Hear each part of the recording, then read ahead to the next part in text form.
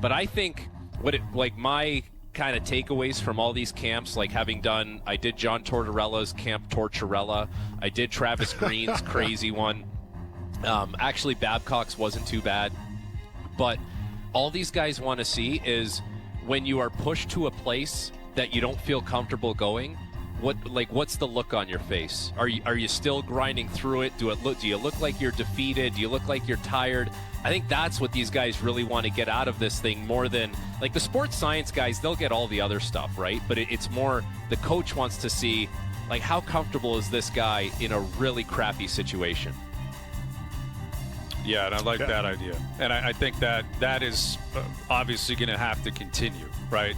Regardless of what the CBA says, coaches are going to have theirs. But every sport, has softened in that. You talk to old school football coaches, hockey coaches too. It was always two-a-days. There were two-a-days all the time. That's what it was. You showed up in the morning, you grinded for 2 hours, go have some lunch, chill for a bit, get the pads back on. We're going to hit again in the afternoon. And, they're still complaining about that, and the game's softer now, and the game's not as good, even though there was no evidence that the two-a-days actually meant anything come the season. It was just a way for, I think, coaches to get into the action and get things going. But, all you guys bring up good points. I am curious now about tracking, clothing deals and stuff like that for the players. Yeah. And who made it? You know who made it big was Cherry. Don Cherry is the guy who made it big. Yeah, that's right. when it popped, though. That's when it meant something. Right. When Don Cherry would show the players. And I don't know if you ever got on Hockey Night Strut, but I'm sure it was a big moment for you if you did. Look at this guy. I love him. He's the best. Look at how good they look. That's what Cherry used to do all the time. And kind of glorify, the suits and how good guys looked when they're walking in the rink. It was the best. And that was it. That's all I remember, because you're right. On a Tuesday night on Global, I don't remember them showing guys walking into the gardens, back in the early 90s. It was basically hockey night, and it was Coach's Corner. That's when it started.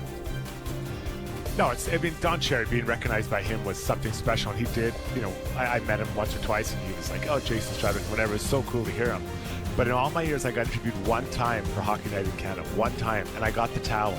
They take the towel, they put it over. I honestly, I think I loved that towel more than I loved anything, including my family. I had this towel.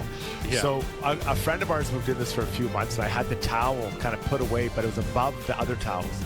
I come home one day, she's working out in my gym in the basement. I go down to say hi. There's the towel, and she's wiping her greasy face off. I was just like, that's outrageous. You're out. Find a place to live. That's a kick out. That's a hotel. I lost it. She's like, I thought you had more. You thought I had more. Have you seen my stats? They don't interview the seventh defenseman every Saturday night like they do the top guy. I was losing it, so I washed it and folded it properly again. I still have it, but disrespectful. That's got to be on display, man. I've seen guys. Some guys get really carried away with that towel. They've used it as their golf towel. I have seen that before, and I couldn't believe my eyes. I'm like, you just hit a chunked up 60-degree wedge. You took a divot the size of a veal, and now you're going to wipe that you're going to wipe your wedge with the Hockey Night outrageous. towel? Are you outrageous. You're out of your mind. No, but you're right, man. I would look at that like the rules of touching the Stanley Cup if you've never won one. Yes. You can't touch a Hockey Night Canada towel if you never played. If it wasn't given to you by the producer, it's Scott Oakes standing beside you or whatever. Yes. You can't do it. I'm sorry. Those are sacred threads. And Struddy, were you in the league when they implemented the 3-hour rule at training camp? Yes. So my first training camp, practice, game, practice. We were there all day. I came out of there. I was so tired. I'm like, I'm not in shape. I remember calling the guy who kind of works me out this summer. He's like, how's it going? I said, I'm out of shape. I can't. He's like, well, what are you doing? We're having to practice the game to practice. When they put that 3-hour rule in, it was nothing. It was such a joke. And now it's shrunk down more, and I get it. Guys are in shape, and I think they're moving in the right direction. This isn't look what we used to do. But just to give you a sense, it was so hard. You were so tired at the end of the day. You just drag yourself back to your room, try to eat something, just pass out. It was incredible how hard it was. When I heard stories of guys like the old Grizzly guys that when the 3-hour rule came in, they were watching that clock like a hawk. From the time 100%. They got there to the time they were watching on the ice, and they're like, we're getting there. And then you hear stories, right? They just get passed around the league. Certain players with a pretty big aura were like, we're out of here. Oh, See you 100%. later. Practice is over. I was with the Blackhawks. Steve Sullivan called the PA because we were out there longer than 3 hours. And the next day, it was timed. It was beautiful. It was actually beautiful because if you can't do it in 3 hours, I mean, come on. Let's get, we're coming Wasted pretty much in everyone's shape. time. Yeah, and he just, I remember he said, I called the PA and they're going to get it straightened out next day, 3 hours. Who do you in and call at the PA? Like, are you at that I don't point, know. are you calling Bob Goodnow, I guess it would have been? Are you calling him directly? Saying, like hey, a Bob, player we're rep. 2 minutes over here? Like, someone's got to Everybody's snap got a the whip. rep at the PA, right? Like every team has like your corresponding guy that you go to, and then it goes to the top from there. And that's At why least you how it have was. the CBA and you have unions, but that's also why you have, seniority and guaranteed contracts, because I guarantee you, Right. if it's not a guaranteed contract, I don't think Steve Sullivan's making that call. Because you're probably worried like the coach is going to snap on you or hate you or say, hey, we're working on special teams. You don't want to be on the power play? All right, no problem. Go make your phone call. Go ahead. You're not on the power play anymore.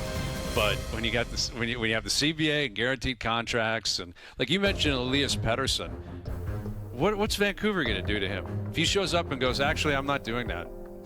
I'm not doing a fitness test. What are they going to do? Cut him? Send him to the minors? Like the guy's, he's got a full no move. He makes more money than he makes $4 million more than Quinn Hughes. Yeah. And like Pettersson, I don't know. Like that's another thing that if I'm him, I wouldn't really appreciate some of the reporting that's been coming out of Vancouver, where I've heard, and we all have, that he's having a great summer in the gym. Like that's embarrassing. You've been in the league for a long time, and people are giving you, again, a standing ovation because you're working out hard in the gym. Like, I don't know. I wouldn't want those type of reports out if I were him. I'd want the reports after we see what your first 20 games are like. Yeah, let's see how you because play. if he shows up, if we hear all this, all this praise about how great of a summer Elias Pettersson is having, and he's showing up to the gym and he's doing all his workouts and he's in his best shape ever, and he goes first 10, 20 games and he's not even half a point per game, then where are we at? Because that was the one thing that was supposed to lead you to having success. And if you're not having it, then where do we go from here? Did you lose Yes. it? Did the league figure you out? Like then you start asking those bigger questions, and it's not just one thing anymore. And then you're right back to the drawing board with him. He's so talented and he's so smart. He's got such a good shot. And what I saw was he didn't seem to have any quickness to his game. He was getting to places slow and not making plays. So I think some of that was probably, the knee injury and unable to kind of fully train last year. So I'm interested. To me, he's one of the most interesting individual players to watch this first, he's got maybe first 20, 40 games of the year, because if he's not going, Canucks are going to be hard-pressed to get going. But, if he can get himself going, they're in a way better spot. But I don't think he was in shape last year. He just looked like he was getting to places slow. And that's not ideal for a skilled player who's kind of slight already. He's not a powerful guy. Well, exactly. Like he's got to get there a step faster than the mutant who's chasing him down. Because if he's in battles, like physical battles, he's not going to win them. All right. So speaking of which, I've got a couple of rankings for you guys today that I will hand out. You guys can debate among yourselves. You can take shots at me. You can take shots at the list.